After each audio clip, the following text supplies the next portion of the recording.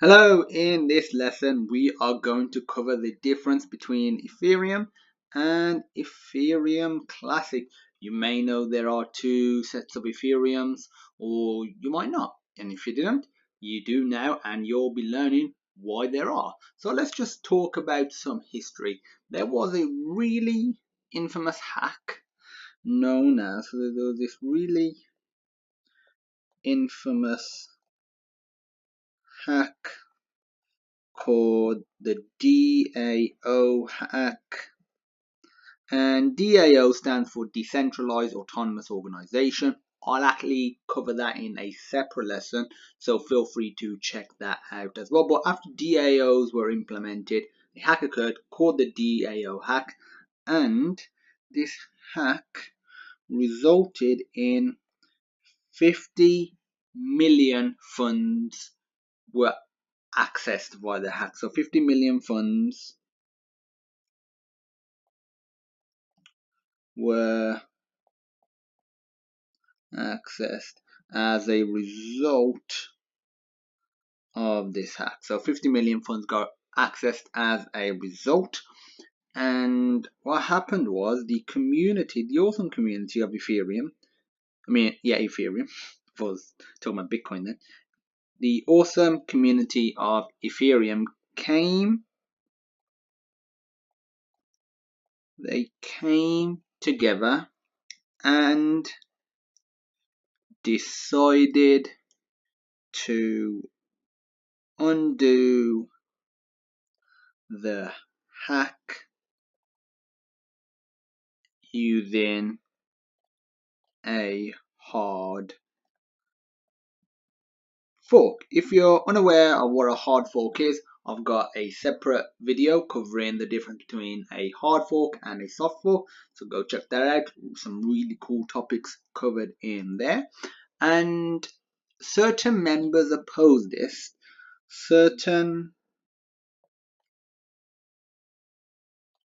members oppose this for two main reasons. First, they believed it went against the ethos of not only Ethereum but also cryptocurrencies in general. And so people didn't believe it was in the same philosophy of what cryptocurrencies are, and that's essentially the concept of an immutable open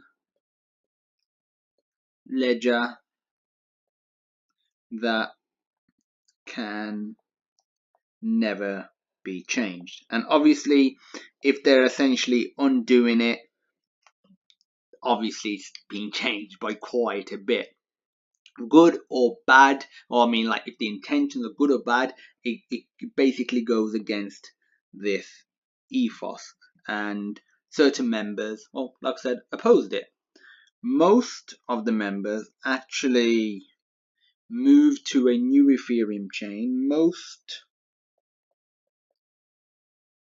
users moved to the new Ethereum chain, whilst some users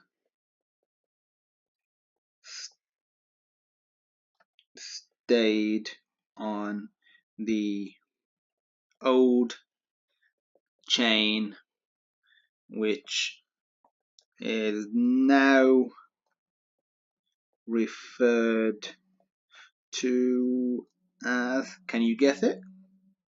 Ethereum Classic. So we have Ethereum, which is what most of the users use, and then we have Ethereum Classic, which is the old in the initial chain. So most users switched, some users remained. Both chains have sorry about that, have their own set of developers. So it's not managed by the same team or the same group of teams. They do have their own developers because they have certain mindsets. They have different ideas of what they want each chain to be. Most of the developers moved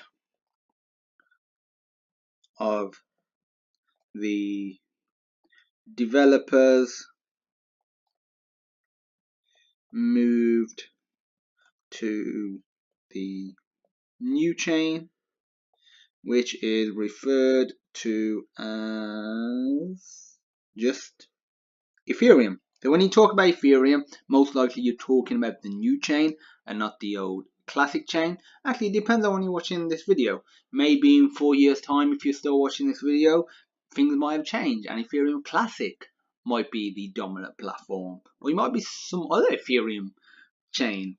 And when you say Ethereum, you might not even be referring to these two current chains. So who can tell? We'll see in the future. So most developers and users, moved to the new Ethereum chain. And in terms of functionality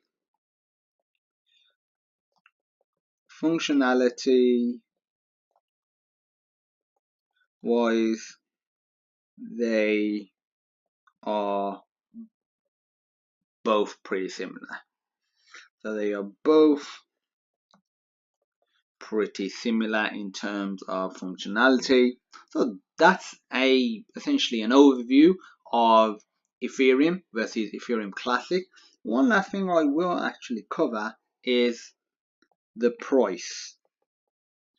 So as of October 2017, to be exactly 27th of October when I'm recording this video, Ethereum is worth, or the market cap of Ethereum is $30 billion, and it is worth $300 per Ethereum coin. And Ethereum